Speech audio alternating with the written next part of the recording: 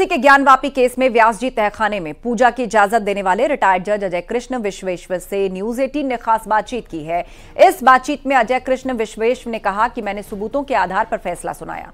आपको बता दें, वाराणसी जिला जज अजय कृष्ण विश्वेश्वर ने 31 जनवरी को ऐतिहासिक फैसला सुनाया था। इसमें उन्होंने हिंदू पक्ष को व्यास जी तहखाने में पूजा की इजाजत दी थी।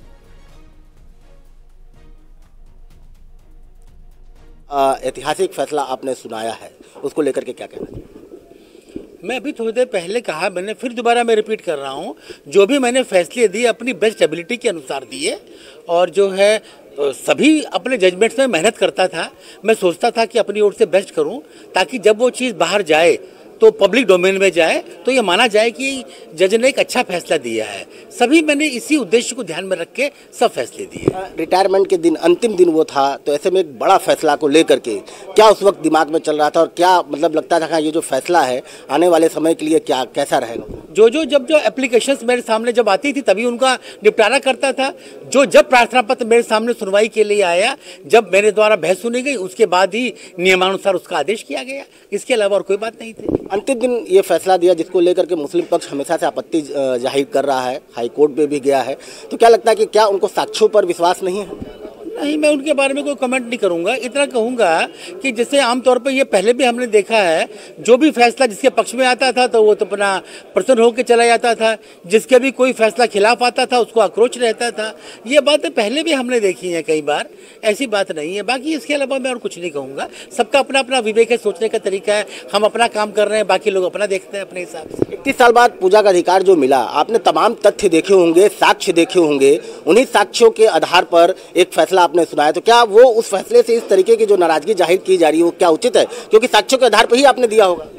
भाई, मैं तो आपको पहले भी कह चुका हूँ, जो भी हम लोग काम करते हैं, जो भी निर्णय देते हैं, फैसले देते हैं, वो साक्ष्य के सामग्री के आधार पर ही देते हैं। उसके अलावा और हमारे मन में कोई कंसिडरेशन नहीं होता है। बाकी तो देखिए, हर व्यक्ति अपना कमेंट कर सकता है। जब हमारा जजमेंट पब्लिक डोमेन में आ जाता है, हर व्यक्ति को अपना कमेंट कर सकता है। उसके बारे में मैं क्या कह सकता हूँ? तो ये कमेंट करने वालों पर जैसे सियासी पक्ष विपक्ष के लोग, उनको क्या कहना चाहिए? मुझे कुछ नहीं कहना उनके बारे में। उनका अपना विवेक है, वो अपना काम कर रहे हैं। हमने जो अपना ठीक लगा हमने अपना कर दिया।